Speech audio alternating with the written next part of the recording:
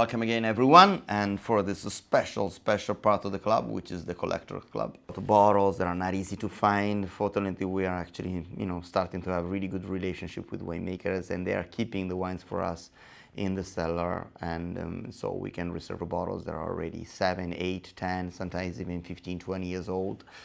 But for sure in the future we will probably need to stop the subscription for the collectors, and so you're the lucky one that are into it.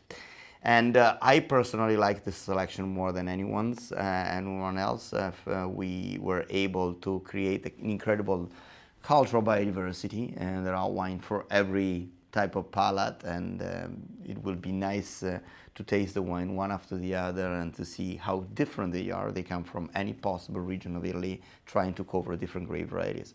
Let's start from the first one, which is a sparkling. Sometimes I put a champagne, sometimes I put an Italian sparkling. It's not easy for me to find a good Italian sparkling, especially a sparkling that has been staying in its own yeast for a while. We're talking about here 12 years on its own yeast, 11 years on its own yeast. This is a 2011. So I might understand what does it mean to keep a wine for 10 years in the cellar for the winemaker, also from an economical point of view. The amount of bottle produced here is absolutely ridiculous. I think it's, 400 bottles. Giulia, which is behind the camera, knows more about this wine than I do, because she was recently there. We are in Alto Adige, extreme north of Italy, close to the border of Austria. Ideal condition to make sparkling because it's actually cooler climate. What I like about Alto Adige is actually how they treat the Pinot Blanc, which is usually a second grape variety in the Champagne. They usually put more privilege on Chardonnay. Pinot Blanc is a tricky grape variety. To me, needs time, the point of Pinot Blanc, because this could be slightly more fatted than Chardonnay, maybe less elegant. But in Alto Adige, with that cooler climate, mainly because of soil composition, you can have a Pinot Blanc that can be incredibly performing during the years. We did a tasting with Terlan here. That was like 4 years ago. We opened a Pinot Blanc from 1955, and it was absolutely incredible. Trust me, finding a good white wine that is 50 years old that is still good, no, 50, 60, 55 is actually almost 70 years old. It's not something easy at all in general. There are a few wines in the world, white wines, that can be aged for 70 years, 60 years. And we are not so far from the Terlan area, and Lorenz Martini actually has been dealing with the Terlan company, and he decided to make his own sparkling wine. He makes a basic sparkling, which is really good too, and that is actually his reserve. 11 years, so Chardonnay and Pinot Blanc blended together. It's so rich and powerful with a nice acidity at the end, not too much yeasty. And this is not an aperitif wine. Don't serve it too cold. So we're not talking about like 6 degrees, 80 degrees, so you can put it in the fridge, leave it, let it breathe a bit in a nice fancy glass, and enjoy it with any possible type of food. I would go with something a bit more elegant, with some white truffle plate maybe, or it could go with some elegant fish for sure, any possible fish composition. No oysters, maybe king prawns it could go, yes, raw king prawns or even grilled ones. And if you want to forget this bottle in the cellar for another 5 years, surely you're not going to get poisoned, and the wine is going to be much better. Now, let's move to the next one, and I don't think we really need to present too much AR.PE.PE. Now, I've noticed that in US, I've seen this bottle of wine for like $200-300 in a restaurant wine list. The prices are going up and up. Unfortunately, in Italy, they're still reasonable. And this is 2015, so it's not the recent one. So this one that is already 7 years old. Also remember that all this wine, they come directly from the cellar. So they were aged properly from the winemaker, which is a completely different thing than finding a bottle that is, well, I found this Trebbiano that is 2010, yes. But where this wine was spending all his time in the last 10 years? Do you know that? Do you have the pedigree? Do you have the tracking number of that bottle? No, you don't know. Maybe the bottle was on the shelf of a wine shop for 10 years, and so you think you're having an old wine, you're just having a wine that is off at the moment. So Pepe, they are doing, this great thing that you can still buy bottles that are aged. And for the Legend Club, for example, we serve the 2010. That is already 12 years old. It's much more expensive. But even this one is kind of a pricey wine. Trebbiano d'Abruzzo from Valentini and from Pepe are two iconic white wines from center south of Italy. Again, wines that can be aged for 15, 20, 30, even 40 years. I had a Valentini 1967 recently. That was an incredible type of wine. So you would never expect it from a grape variety that is not surely the most noble grape variety. It's called the Trebbiano. Wines that are having really low percentage of sulfites. This wine needs to breathe a bit, and again, not serve it too much too cold. Usually I think that, you know, all wines, good wines, should be served on a spectrum of temperature between 10 to 14 degrees. That's my idea. Maybe super tannic wines are slightly warmer, because that's where most of the aromas actually are expressed, and you get the balance in the wine. That's what they do in Burgundy, you know, they all serve wine at a cellar temperature, no matter if it is red or white. And usually they serve the red before the whites. This is a full type of wine. It's kind of I call it a rough elegance, the wine of EMIDIO. Stay always on the edge of something that is stinky and perfume. You get this flavor of cane, of fresh herb, and also a bit of a barnyard. On the same time, you have a bit of a nutty flavor at the end. It's rich on the palate with a nice acidity, a bit of even of tannins. You would not expect normally in a white wine to have tannins. This is a wine that could go, it would be ideal for Turkey for your Thanksgiving, if you want to keep this bottle up to next November. Or another pairing could be with some light game, not game in terms of wild boar, but maybe some birds. It could be duck, it could be something like that. Guinea fowl, for example. It's a great pairing, but also with some important fish like sea bass. And again, if you leave it in the cellar for a while, this wine is going to get better and better.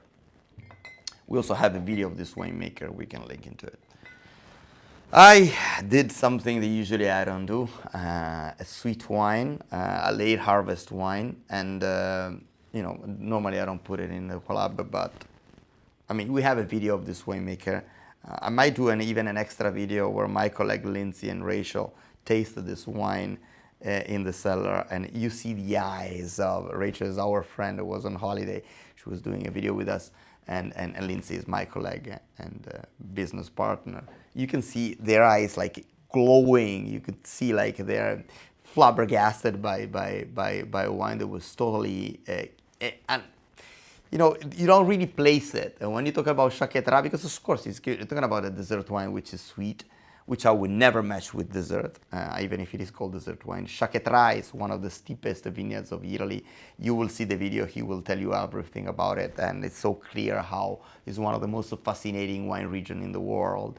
It's one of the most fascinating regions in the world. We're talking about Cinque Terre, so you surely heard about it. We are in northwest of Italy, not so far from Genova.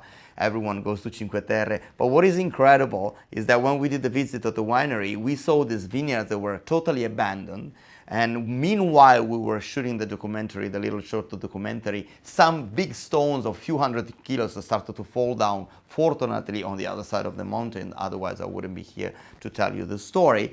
And so we were seeing this place that was collapsing due to the fact that most of the farmers abandoned it. So it's kind of a desertification of an incredible tradition that has been going on for more than 1,500 years, and probably even more. They have been building, it's like the concept of terroir there is quintessential, because they have been building those vineyards stone by stone, selecting. And also when I asked him, what do you think about the soil, which type of soil? And he said, this is an anthropic soil. What do you mean with that? Because this soil has been drained by the selection of hundreds of farmers for more than 40 generations. So it's a soil that has been affected also by the human factor. So what we have now is something that was totally artificial, but made in a natural context.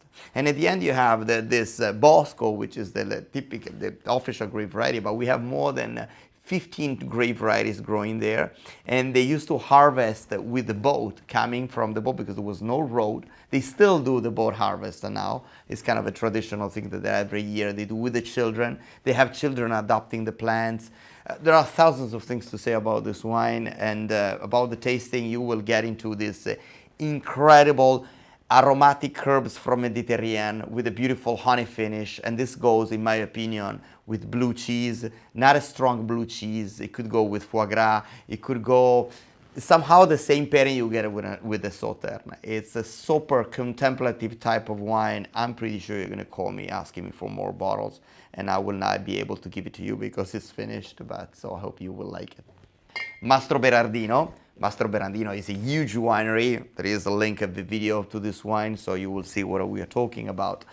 I actually did this intro of the video that was quite scary, using the shining music because it looked like the Overlook Hotel when we arrived there. And usually when we reach our vineyards, it's a beautiful place surrounded by amazing hills. There, I thought I was in the suburbs of Detroit.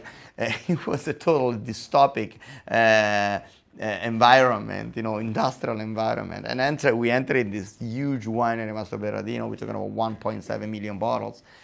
You know, I don't need to tell you about the history of the winery because Piero Mastroberardino is so good in explaining it, also in English, so you don't even need to read the subtitles.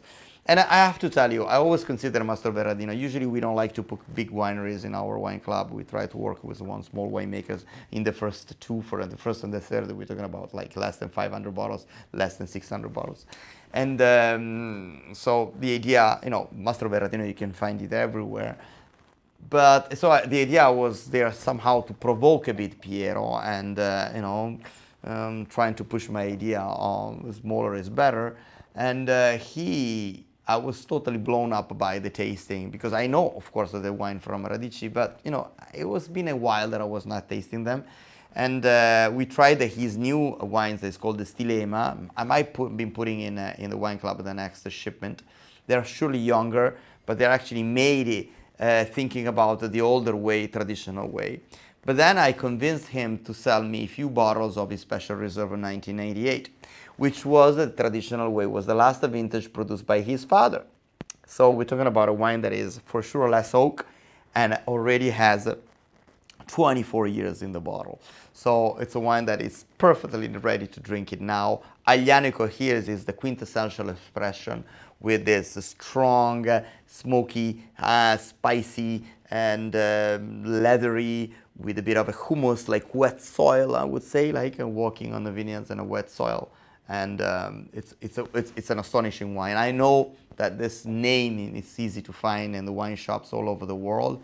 98 maybe not as easy to find, and I don't know at which price. I think this is a bottle that in a restaurant in New York you might find for $250 or $300, and of course here is less pricey. Now we'll move to Barolo. I made a bit of an exception on Barolo because this is a slightly young Barolo. It's only 7 years, even though all these things that you have to wait a Barolo for 40, 50 years, I'm not so convinced about it. Only a few Barolos in the world can be, you know, aged for such a long time. So in this case, we're talking about a Barolo that is already 7 years old, but he's actually talking about a cru called Monvigliero. Diego Morra is a new member of our wine club, because when I talk about members of the wine club, I'm not talking just about you. I'm talking about also winemakers. When it's like marrying a winemaker in a way, like starting a relationship that is not just about buying wine with him. It's about, you know, asking him to keep the wine for us. It's about maybe doing some special cuvée just for our wine club, starting a cooperation. That is also in change. We do the video for them, we promote the winery, and we develop the relationship that, you know, can go for years. And Diego Morra hopefully will stay with us for a while. Really nice person, shy, humble, not bragging, typical person from Piedmont. He's not in the most lucky area of Barolo, so is the area of Verduno. But I think Verduno, if you remember, Fratelli Alessandria was in the wine club a few years ago. It's Verduno, it's Fratelli Alessandria Monvigliero from Verduno is an incredible crew that can give you wines that are as good, even better than other important crew. The characteristic of Monvigliero is also to give you wines that are more ready to drink. It's not like a Serralunga d'Alba that you have to wait it for 40 years, or no, so sorry, for 20 years. So I would guess 2015, nice balanced vintage, not too warm, not too hot. It is a wine that can stay in the cellar for another 10 years, but it's ready to drink it now. The pairings with the Barolo are the usual, you know it. It's black truffle, white truffle, of course stew, beef, and agnolotti, if you can find it, which is a kind of a local ravioli. We're going to go now to this beautiful wine. It's called Perillo. We have another TAURASI Aglianico, and it will be nice if you want to open in one night the two, because this is the big producer and the small producer. Again, this is another special bottle that has been aged in the cellar and released from the winemaker only 3 months ago. So we're talking about a 2005, 18 years of an incredible wine that was kept there just for us. So you better like it, I would say. Perillo is a completely different story from Mastroberardino, because we're talking about 3,000 bottles, 4,000 bottles to produce. Of this specific wine here, I think it's not more than 400 bottles. Think about the effort of a small winemaker that is able to keep these 300 bottles, 400 bottles in the cellar, not selling it, resisting to, people that want to buy it for more than 18 years. 18 years is a lot, it's almost a lifetime if you think about it. You would not, maybe when you start this project, you don't even know if you're going to see the end of it. And so I like it's moving how some of these winemakers are investing their time with a perception of time that is different from us. I don't even know what I'm going to do tomorrow night, and I freak out if they ask me to organize a holiday this summer. And these guys were actually planning their life for the next 17 years. Comparing to this one here, I would say that this will be slightly more richer and slightly a bit more tannic because of the youth of it and also because of the structure. I don't know which one is better. This is not a challenge. It will be really nice for you to open both of the wines. I would say the pairing will be similar. Maybe we'll go this bit more pork chops and a wild boar, something with a bit more fat to compensate the tannins. But, two beautiful masterpieces. That is kind of an homage of Aglianico. Everyone is spoken about Aglianico, but not a lot of people knows exactly what Aglianico is. Mazzon, GIRLAN. So in my wine scouting, I went to GIRLAN and a few years ago, no, it was 3-4 years ago, and I asked him to put on the side one of his vintage of TRATTMAN and the Riserva Mazzon, the Pinot Noir Riserva Mazzon TRATTMAN. And so they were so nice that they decided to, I'm a Burgundy guy, let me say it straightly, and I love Burgundy wines, so I like something slightly lighter and not as heavy maybe as Tuscany or even Barolo, even if I love Barolo, of course. But if I want to find a kind of a lighter elegance, I like to go to Alto Adige. I'm really snobbish with Pinot Noir. Pinot Noir, to me, it is Burgundy, maybe a bit of a Loire Valley, and few other places in the world, which means no other places in the world, only Burgundy and Loire Valley. Whenever Italians trying to imitate Burgundy, I found it so cheap. What's the point? We have 2,000 grape varieties. What's the point trying to imitate a grape variety that has found his house such in a beautiful balance like in Burgundy? But Alto Adige sometimes can be surprising, and GIRLAN is one of them. And this is a Pinot Noir, and the Pinot Noir that has got that hint. What I like about Pinot Noir from GIRLAN and from Alto Adige, they don't try to imitate Burgundy. It's a completely different style. Slightly more hazel, more delicate. You can see kind of a evanescence on the palate, but then it has this slightly hint of finish of licorice that keeps the wine alive. So, be careful of judging the wines and considering like an easy wine. It's a wine that is apparently easy, but it's actually nicely complex. I would immediately pair it with a beef tartare or with a tuna fish steak. BUCERCHIALE, another big winery that I love. We did a few tasting with the winemaker here. What they are doing, these guys are incredible, is incredible because they are able to make quantities and qualities, and also they make an incredible master selection of the clones.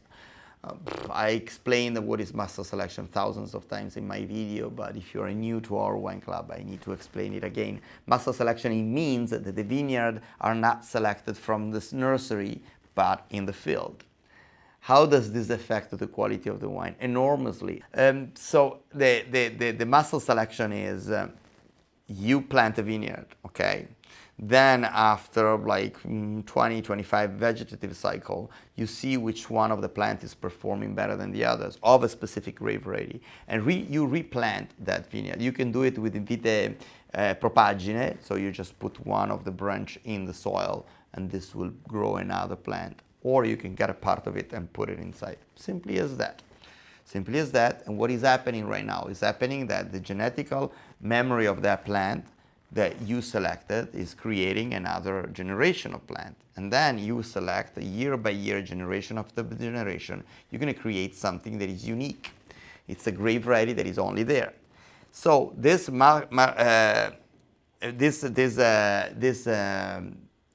is, nobody's doing it anymore because it needs time. I would say that 99% of the Napa Valley wine are not muscle selection, are just selected by nurseries. It's called clone selection. So the grape variety is always the same, it performs all the same, but doesn't have a soul. And especially big companies there, they cannot do that. You know, small farmer can do it. Well, these guys are doing it, even despite the fact that they are making several thousands of bottles. And especially on their cru BUCERCHIALE, which is a cru of Chianti, that makes only 5,000 bottles. So even if it is a big winery, in this case, it's actually small. And they do muscle selection. So, and also they keep the wine for us again. 2004, you know how suspicious I am with Chianti. It's difficult for me. I would mention not more than 15, 20 winemakers of good Chianti in Tuscany upon the more than 1,000 both producers that make Chianti on an area that is so huge, 75 kilometers per 45. So it's the opposite of my idea of terroir, a limited quantity of soil determined by few group of producers of respected and artisan winemakers, while in Tuscany there's a lot of big companies, you know, that they are actually playing the role of the protagonist. In this case, we're talking about a big winery that is able to behave like a smaller one. And this is, you have the quintessential flavors, 2004, astonishing vintage, 18 years old, a wine ready to drink it now. But trust me, we opened a bottle of 1988 a few weeks ago that was incredible. We opened in 1974 that was even better. So this wine can stay in the cellar forever, and it's been kept in the cellar in the last 18 years. Of the original cellar of the winery. Truffle, wet soil, bit of licorice, bit of maybe violet is a bit gone. You get a bit of also maybe of cloves on the nose. The fruit is a little sour cherry, but it's truly not a big fruity wine. And let it breathe a bit in a big glass because it needs some air. Eccolo qua, Vigna d'Alceo and Castello di Rampolla, and I presented this wine. This is not the first time I'm putting it. This is a different vintage. I've been putting in the wine club. Usually I put this one in a legend club because this is a 150 to 200 euro bottle, so it doesn't really fit the price of the collectors, but I wanted to be generous at this time. We made a deal with Maurizio di Napoli. I bought 90 bottles of this 2012. Which was a beautiful, warm vintage, and with wine that's got a nice, rich fruit. And now it's developing beautiful tertial aromas. Here you have, I usually don't like jammy flavors in the wine. This is mainly because of maybe of the Petit Verdot that has got Cabernet Petit Verdot. This is officially Super Tuscan. There is something that is so unique on the jammy flavor of this wine because it's balanced by a nice acidity. And it's so warm on the palate without being flat. This is the first expensive wine I had in my life. Actually, San Marco, which is the lower version of Vigna d'Alceo, not lower, it's a different type of wine of the same winery. I remember I was 17 years old. It's mainly because of this winery if I am here right now after 35 years. Because I had my epiphany that day. I couldn't believe that a wine could give you such an incredible emotion. I remember like it was yesterday, it was me, Maurizio di Napoli, and Giacomo Takis, which is the enologist of Sassicaia. So we're talking about the wine that was made by the same producer of Sassicaia, so not the last enologist in the world.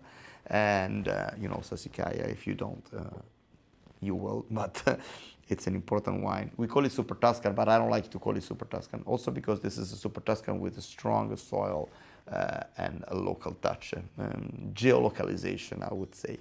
This is a wine that needs some rich food, in my opinion, something that could be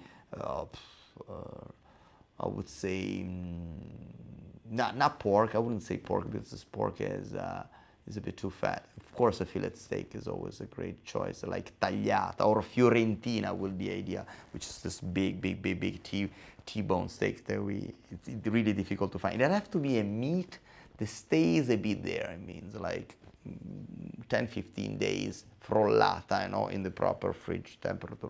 There are some butchers that this sold as, you know, make this process for the meat. What a unique bottle. Valtellina, Nebbiolo. We're talking about the northern part of Lombardy, 1 hour and a half north side of Milan, and with POSSA, one of the steepest vineyards in the world, I would say for sure, of Italy. And harvesting there is an extreme sport. Isabella Arturo Pelegatti Perego, I don't think need presentation. She became too famous in my opinion recently, and is incredible how her wine has been going on this curve. I remember like 15 years ago, nobody knew them. It was one of my favorite wines, and I could buy those wines like for $20. Now I have seen his reserve wines like for $300, $400 in wine list. I'm talking about Ultimi Raggi, Stella Eretica is slightly cheaper, but Buon Consiglio and so on. This time I wanted to give you something slightly different, because I already put Pupilla Regina before. But then I asked her if she could give me some, because she'd been putting on the side a 1999 special reserve of Petit Rosso, which is not the cru one, you know? It is a cru, but it's not the cru like the Buon Consiglio. So it's technically, this wine when it's younger is slightly cheaper, still expensive, slightly cheaper. But then she thought that there was a great potential in that vintage. 99 was an astonishing vintage in Valtellina. I also remember the 97 Roche Rosse, which was an incredible, still it is an incredible wine. So we're talking about, I call it the female version of the Barolo. Female in a sense of more elegance. Yeah, more elegance, I would stick there. And the wine is persistent, resilient, it's not loud, it doesn't shout. It's not a wine that shouts. It stays there it's able to convince you in a softer way. I don't want to sound sexist, or we can call female. You can call it the way you want, but it's a wine that if you want to understand what does it mean elegance without being bold, that's a perfect example. This goes with some raw meat perfectly. We'll go with some delicate prosciutto like jabugo, for example, like pata negra, Spanish one. Usually, I don't like to match pata negra or Spanish black pork with Nebbiolo, because Nebbiolo is a bit tannic, but in this case it's actually lower tanning, and it could be a perfect matching, and great privilege, because this bottle technically doesn't exist on the market. And now I'm pretty sure you're going to start to say, what are you talking? Alessandro is putting an Amarone, is one of his collection. He always talk about his tasting, how bad Amarone is, how fake the Amarone is, and so on.